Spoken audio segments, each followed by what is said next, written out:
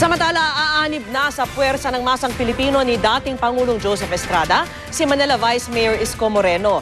At kung noong 2010 elections, katikat niya si Mayor Alfredo Lim. Sa 2013, posibleng maging running mate daw siya ni Erap kapag natuloy ito sa pagtakbo.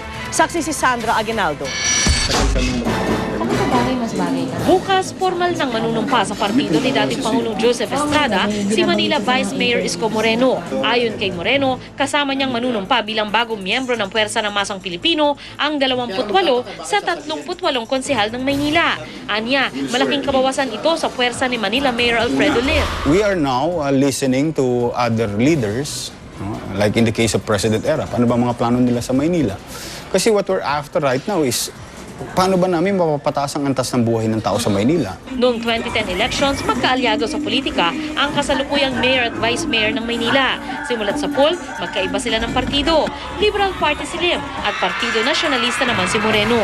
Ayon kay Moreno, posibleng maging vice-alkalde siya na Estrada sakaling matuloy ang pagtakbo nito bilang mayor ng Maynila. Natutuwa raw siya sa payag ni Erap na sakaling hindi ito matuloy sa pagtakbo, si Moreno ang susuportahan niyang kandidato sa pagkaalkalde. I don't know with President Erap, if he's running, it's a good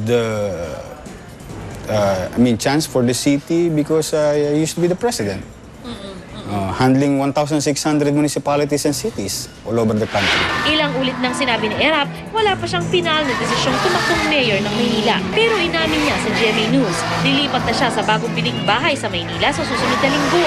Nabili ni Erap ang bahay na ito sa Altura at Manga Street mula sa pamilya Legarda. Bago maging kandidato sa Maynila, kailangan residente si Erap ng syudad ng 1 taon. Sinubukan naming kunan ng pahayag si Lim pero nagpasabi ang kanyang kampo, hindi muna siya magkokomento sa politika. Sa kabila nito, tila may kanya-kanyang manok na ang ilang residente ng Maynila. Magaling siya magpatakbo sa San Juan kasi... O kung magaling siya sa San Juan, ibig sabihin ba kaya niya ang syudad ng Maynila? Siguro sa Maynila. Nilaban din si Lim dahil taga rito siya eh. Si Mayor Lim ang nakakatulong po dito sa Maynila. Erap po kami. Miski dito kami Maynila, erap din po kami.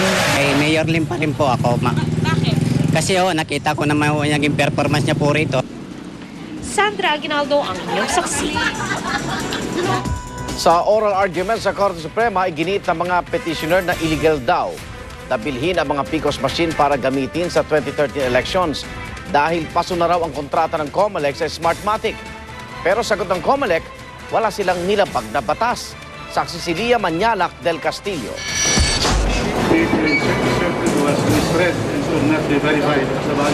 Imbes na rentahan sa halagang 7 bilyong piso, hindi hamak na mas mura raw na bilhin na lang sa halagang 1.8 billion pesos ang 82,000 ginamit ng PCOS machine noong 2010 elections para magamit sa darating na 2013 elections.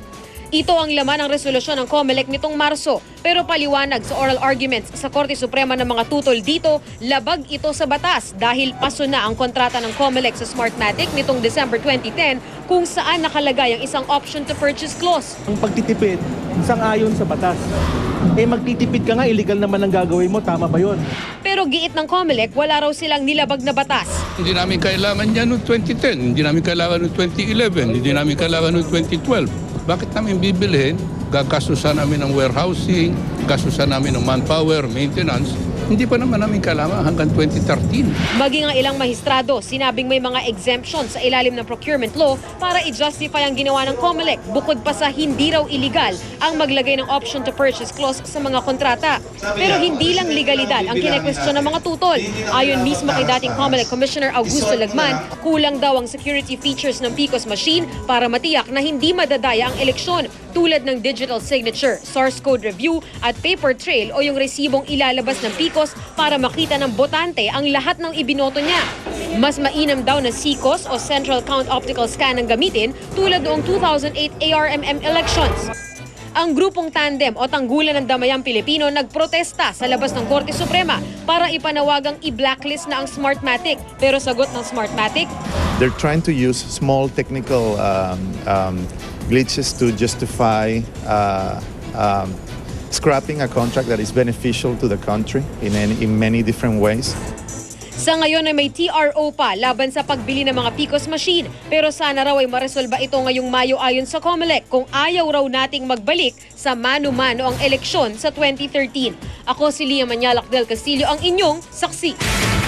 Samantala, napabayaang nilulutong pagkain ang itinuturong dahilan ng sunog na tumupok sa isang bahay sa Culiat, Quezon City ngayong gabi. At live mula sa Quezon City, saksi si Ivan Mayrina. Ivan? Vicky, isa na namang sunog nga ang sumiklab sa Quezon City ngayong gabi. Ito sa kuhang yan ni Jason Neri. Kitang-kita ang laki ng apoy na tumutupok sa bahaging ito ng bahay sa number 95 Senecal Drive, Sanville Subdivision, Culiat, Quezon City. Pag-aari ang bahay ng isa nagangalang Jesus Sai pero out of town daw ito at tanging mga kasambahayang naririto ng sumiklab ang sunog pasado alas 9 ngayong gabi. Sa kusina ng maid's quarters daw, nagsimula ang apoy. Sabi nila ang sunog simula sa kitchen at ayon doon sa mga initial nating pagtatanong, may naiwan daw na niluluto. Sa kabutihang palad, Vicky, 10:08 ng gabi na ideklarang fire out ang sunog na umabot sa ika-4 na alarma. Wala namang naiulat na saktan sa insidente at hindi pa rin matansya sa ngayon ang halaga ng pinsala. At live mula sa Quezon City, ako si Ivan Mayrina, ang inyong saksi. Sa sports aksi, puspusan ang paghahanda ni Ana the Hurricane Hulaton para sa kanyang laban. Korta naman kay Yolanda Segura ng Mexico. Bukod sa babae ay may lalaki rin kay sparring si Hulaton. Ayaw kasing magpakasiguro ng kampo ni Hulaton dahil mas mabigat at mas matangkad pa ang Mexicana sa kanya. Magugunitang natalo si Hulaton laban kay Jessica Marcos noong Marso dahilan para maagaw sa kanya WBO Super Bantamweight crown. Sa May 4 ang laban ni Hulaton at Segura sa Yucatan, Mexico. At mapapanood po ang bakbakang yan dito lamang sa GMA. Saksiyan mamaya. Patitingin nito panahon, nakakadagdag ba talaga sa init ng ulo ng mga tao? Isang airline sa Taiwan, Hello Kitty ang tema mula sa silya, unan at inihahaing pagkain. Robot tagagawa ng noodles sa isang restaurant sa China. At sa showbiz saksi, Korean pop superstar na si Jay Park dumating sa Pilipinas para mag-promote ng album. Huwag bibitiw! Sama-sama pa rin tayo magiging saksi.